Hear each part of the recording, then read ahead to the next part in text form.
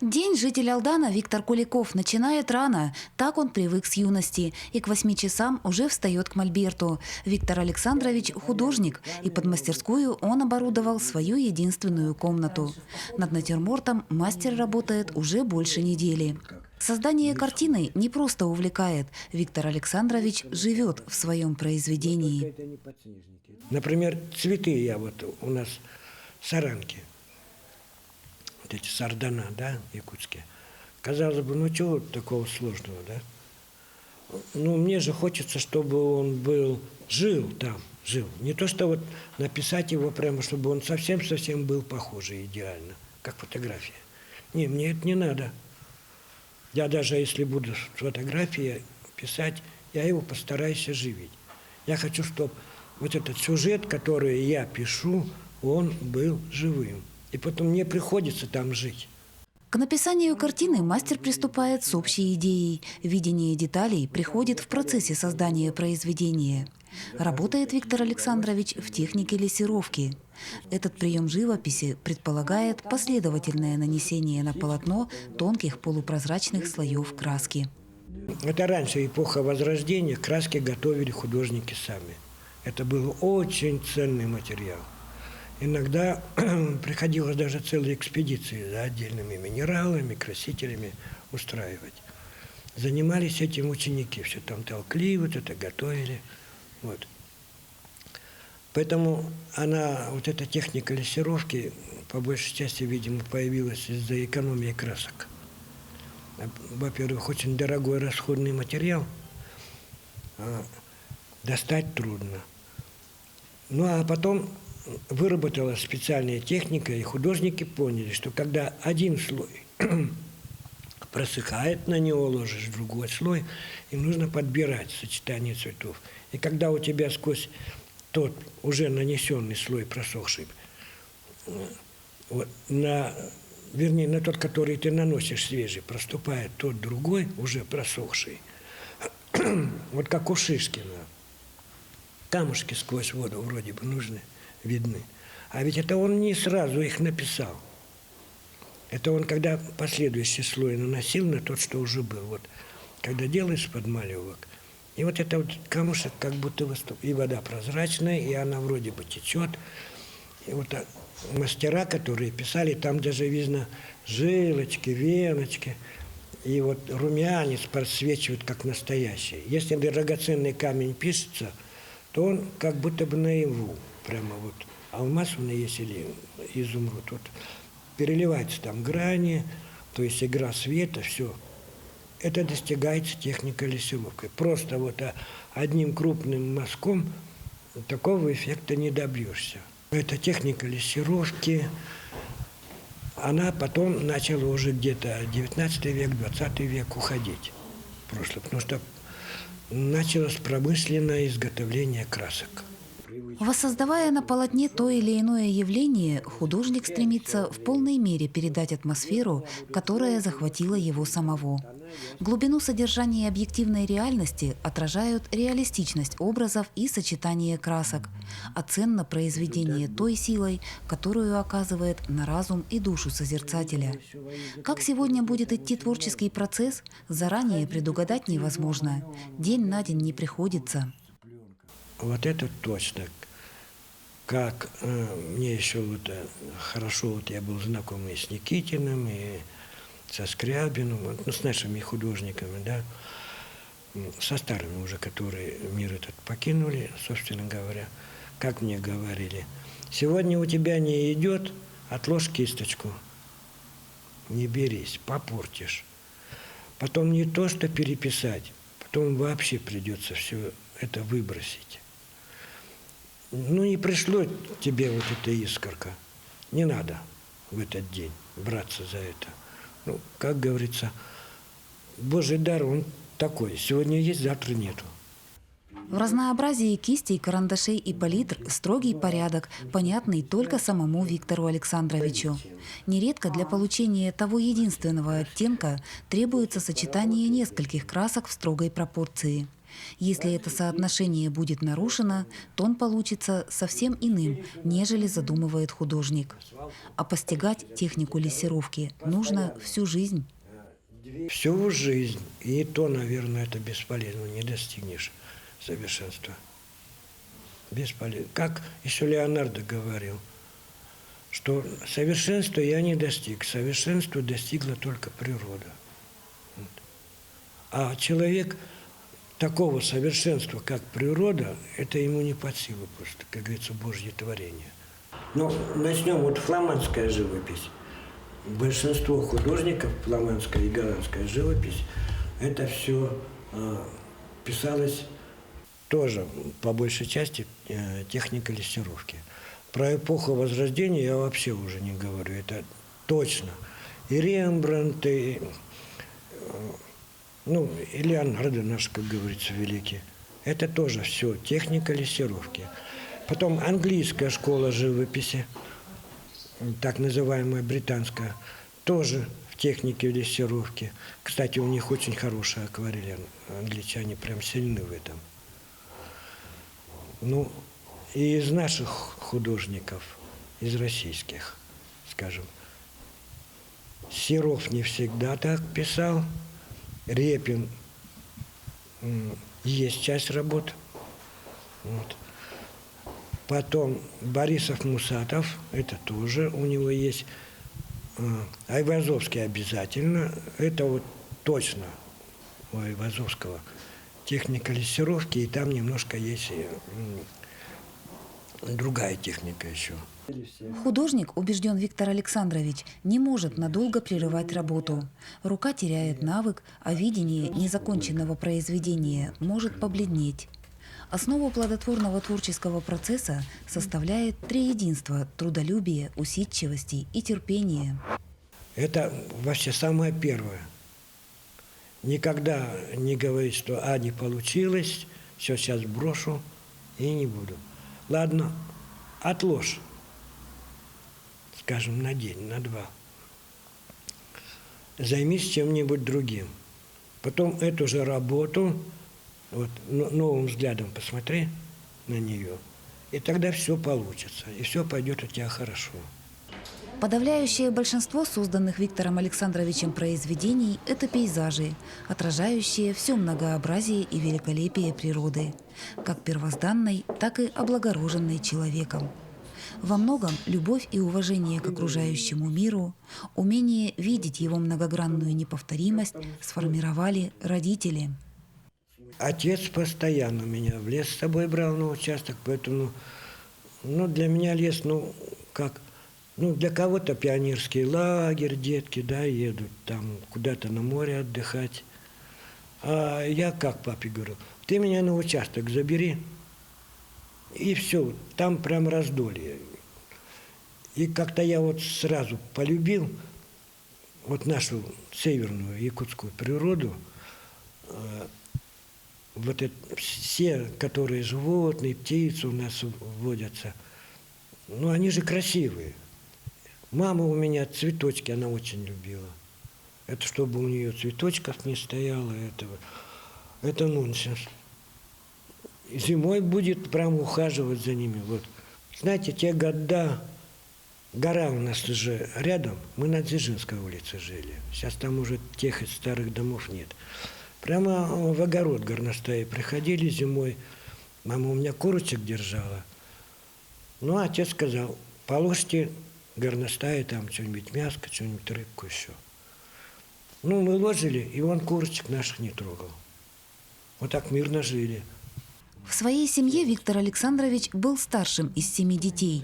Первенец у супругов Куликовых родился в Алдане. Однако часть его раннего детства прошла в Забайкалье, на родине мамы и папы. Предками художника были князья Гантимуровы, в XVIII-XIX веках славившихся по всей Сибири великими делами. По отцу наш род происходит из казаков. Это донские казаки когда-то были за свои провинности, там так милостиво, без наказаний, ссылок, прочих казней сосланы нашу дальневосточную границу от манжуров охранять. Вот, поэтому еще, как говорится, казаки, они же воины. местное население, когда казаки пришли, они на них Богу просто молились, потому что там творили манжуры, это словами не описать. Приходили, поселение вырезали от младенца до старика. Вот как казаки пришли, все, их как обрезало. Многие переженились на местном населении, на местных девушках там, в общем. И поэтому мы и называемся Гуран, потому что у нас там в крови есть все это. Там, ну вот, насколько я помню, мой прапрапрадед, он был войсковой там. Потом князю Гантимурову было, знаете, за великую честь с атаманом породниться.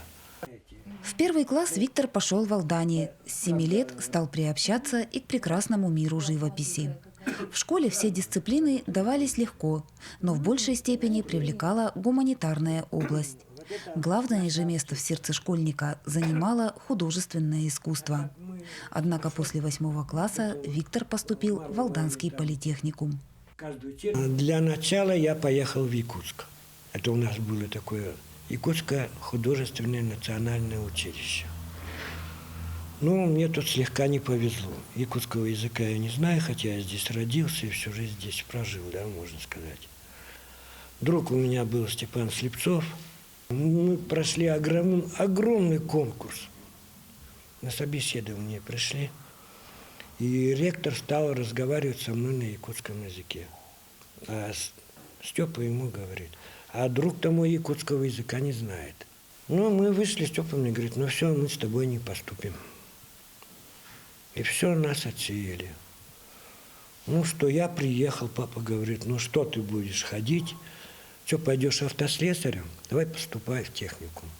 Ну, я без проблем на горную разработку на первый курс поступил. А там меня Галина Степановна Уткина, завуч моя по школе, встретила их. Витенька, золотая моя головка, а ты здесь что делаешь-то? Давай так, год ты учишься, первый курс, и сделаем, что у тебя 10 классов, сдашь как бы. Она говорит, я знаю, что ты сдашь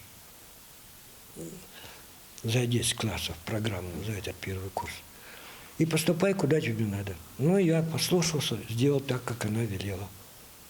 Все, и после этого первый курс закончил, поступил в Московский университет искусств. Без проблем, прям без проблем сразу. Ну, а там армия подошла, и уже, как говорится, 70-й год, и меня забрали в армию. Обстоятельства нередко складывались так, что многие задачи Виктору Александровичу приходилось выполнять одновременно. Получение образования он продолжал без отрыва от службы. Вернувшись в 1972 году домой, наш собеседник пошел работать в Аямтранс художником-оформителем. Позднее сферу деятельности пришлось сменить. А так как я в семье старший, ну, конечно, художником у меня на предприятии неплохо выходило, но не слишком много. А там у меня сестреночки и братик, я же говорю, на 17 лет младше. Помогать матери надо. Отец умер у меня, я пришел с армии. Ну вот поэтому я еще и поработал и в тайге, и в геодезии поработал. А в геодезию я пошел работать только по одной простой причине. Мне сказали, мы бываем там, где вообще людей нету, и на 500-400 километров. Там все нетронутое. Хочешь? Я говорю, хочу. Хочу, прям хочу. Я такие места там видел. Это а птицы. Мы заехали весной. Сколько птиц. Это их только, я не знаю, можно увидеть. Это по телевидению, когда показывают это. Что-то удивительное. Туда, в Заполярье, на Гнездовье, прилетают такие красивые, изумительные птицы. Больше всего молодого члена экспедиции радовала возможность увидеть самые отдаленные уголки Севера. А те эмоции и чувства, кои Виктору Александровичу довелось испытать в единении с природой, живым трепетом наполняют душу и сегодня. Пришли на сопочку с техником, сели. Он, значит, теодолит замеряет, мне данные, говорит, я записываю. Я немножко разбираюсь в этом. Семейство горностаев, мамочка с детками. Их что-то там много было, штук 5-6. Они на меня залезли, всего облазали, залезли в рукав телогрейку, сюда залезли везде. Мне техник говорит, он немножко чуть постарше, на 9 месяцев меня, тоже молоденький. Ты не шевелись и не разговаривай. Ну вот, когда ты такое, у тебя счастье будет, по тебе горностаи бегают, причем много. Ты же этого никогда не дождешься в жизни. Ну вот они наигрались, набегались по мне, значит, мамочка им там свистнула, они слезли и пошли тихонечко, так спокойно. В выборе нового для себя дела живописец руководствовался прежде всего зовом своего дара. Хотя, конечно, работа в геологоразведке требовала немалой физической силы и колоссальной выносливости. О нормированном отдыхе речь зачастую не шла. Ну вот вездеход на гору по камням он не может забраться, завести бревна. Мы внизу, значит, заготавливаем для знака, для постройки знака бревна. Ну вот он 6 метров, во мне 50 там, килограмм. Ну, так как мы горный народ жилистый, и отец у меня такой был. Ну и тащишь на эту сумочку там с километр. Все это мы затаскивали, это не я один, это все мы, все так. Никто от работы не отлынивал. С поставленными задачами Виктор Александрович справлялся. К тому же в составлении карт пригодились способности и умения, которыми он владел филигранно. Мы строим знак, и потом топографы уже определяются уже по построенным знакам, это, доскональную карту местности делают, вплоть до ручейков, охотничьих займов. Вот чем советская геодезия славится, это вот этим. Никто так карты, как советская геодезия, не делал. Прям с подробностями. Тропиночки, охотничья избушка. Все. Вот так четко все делалось. Без всяких спутников, кстати. В экспедициях в полной мере раскрылся иной талант Виктора Куликова – умение видеть души и характеры людей. В условиях, поставленных дикой природой, черты каждого члена коллектива, словно под микроскопом, приобретали масштабные размеры. Конечно. Поэтому, когда вот заходим, техник ко мне приходил, Толик, значит, Леметьев, он питерский, и мы подбирали себе бригаду сами. Он мне говорил, так как ты здесь местный, северный, и тайгу знаешь, и что такое мошка и комары, давай так, будешь мне советовать, кого брать, кого не брать. И обычно у нас один только раз получилось. С Казани взяли мы человека, и у него то живот болит, то его мошка покусала, ну, в общем, ну, лентяй. А мы-то денежку-то делим на всех одинаково. Одинаково. Работу делаем одинаково. Для всех тяжело. Ну я что, говорю, ну, Толик, вызывай вертолетку, давай увози. Нас было 6, впятером остались. И ничего, мы сезон впятером, еще раньше на месяц вышли. В течение профессиональной деятельности Виктор Александрович сотрудничал со многими предприятиями города и района. Наиболее обширные просторы для творческой деятельности ему открывались в учреждениях культуры. Ну, там, конечно, там уже не чисто оформительская работа. Там уже и фантазию, и творческую какую-то идею можно проявить. Уже такая работа именно художника, творческая. В сложные 90-е годы профессиональная деятельность Виктора Куликова дала крутой вираж. На предприятиях ставки оформителей и декораторов сокращались, и художнику вновь пришлось сменить профиль работы. Приходилось и работать, и, ну, вот хорошо, у меня еще есть специальности несколько других. Ну, например, столяр, там, токарь по дереву, вот, и в ДОЦ поработать, и пришлось и в артелях поработать. Но в артелях как? Прихожу, ага, узнаю художника. Ну все, пойдешь нам красивые коттеджи оформлять, делать и так далее. Между тем, творить для души Виктор Александрович не переставал, а все свободное время старался проводить с близкими на природе. Все свои знания и умения он передавал единственной дочери. Вскоре девочка стала заядлой и опытной рыбачкой. Это папина дочь, это вообще. Я ее очень люблю, она у меня папина. Она и с ночевкой ходила со мной на рыбалку. И так, в общем, что я умею, то ее и приучал. Вот, например, мы Каткову райпо оформляли, она в 6 класс перешла, по-моему. В 6 или в 7. И она ходила все лето, мне помогала еще тоже оформлять. А рыбалка, это я ее сразу как на удочку дал ей. Червяков она не боялась. Все, обычно девчонки боятся же червяков. Тут нет. И причем ловит, я рядом ловлю, но у меня не клюет, у меня какая-то мелочь. Это смотришь, она вытаскивает приличную рыбину. И до сих пор, вот сейчас она уже пореже стала. Ну, по-моему, прошлый год ездила. Я ей все удочки поотдавал, все там крючочки, все. Сейчас я уже не езжу, мне уже тяжело. Но она до сих пор уезжает. Ценить красоту и неповторимость природы Виктор Александрович научился в детстве, когда много времени проводил с отцом в тайге. Любовь ко всему живому и непреложные истины бережного отношения к окружающему миру мужчина передал дочери, а затем и 3 внукам. Они у меня даже ходят в лес, вот сейчас уже взрослые стали. Они никогда там не бросят ни бутылку, ни какую-то газету, там, пакет или еще что-то. Я всегда говорил, слаживаем, домой несем.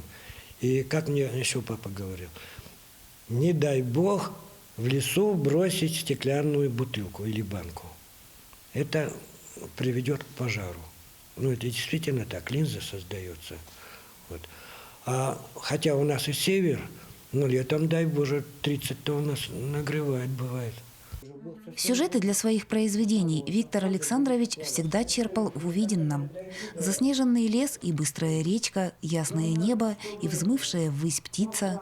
Природа и сейчас остается для творца главным источником идей и вдохновения. Да у нас вообще сказка здесь. Вот сейчас вот наша лыжная федеральная база, да, там даже лыжи не надо, там ратрак проходит, утаптывает. И там можно так пройти, без лыж. Там очень красиво зимой, очень. Но это, ну то, что Морозко показывает, это далеко до нашей сказки, далеко совсем.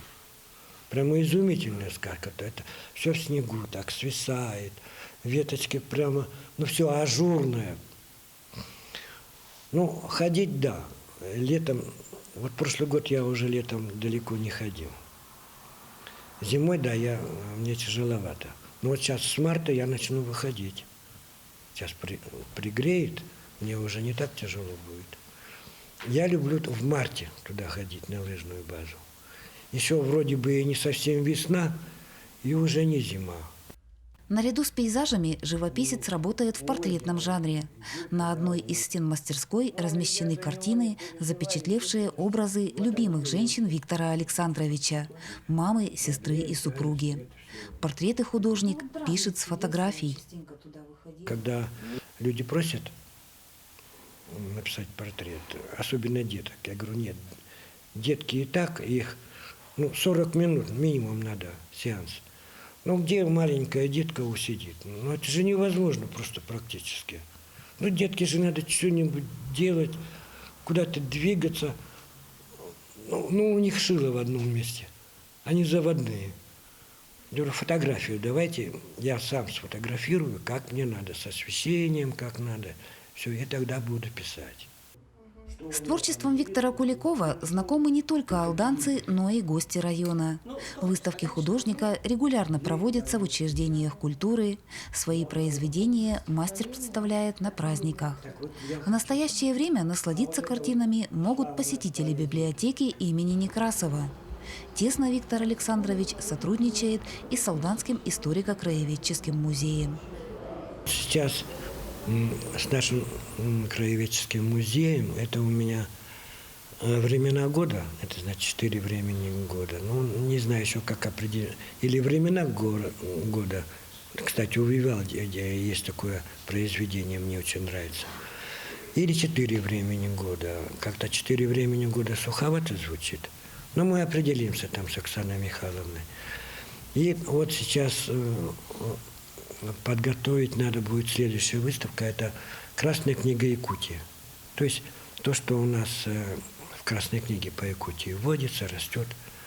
Вот эта выставка. Для библиотеки я буду отдельную выставку делать. Там я постараюсь побольше литературных сюжетов на основе там литературных произведений. Потому что это библиотека все-таки, вот, книги тут. Ценность наша такая. Я, например, предпочитаю до сих пор книги, а не то, что там где-то что-то, вот, как у меня внуки там в своих планшетах, смартфонах что-то ищут. Мне надо живую книгу. Идей, которые могут быть запечатлены на полотна, у Виктора Александровича масса. Вдохновение и силы для творчества не иссякают. Они рождаются любовью ко всему окружающему миру. Главным же для Виктора Куликова остается единственное, чтобы его творчество было нужно людям.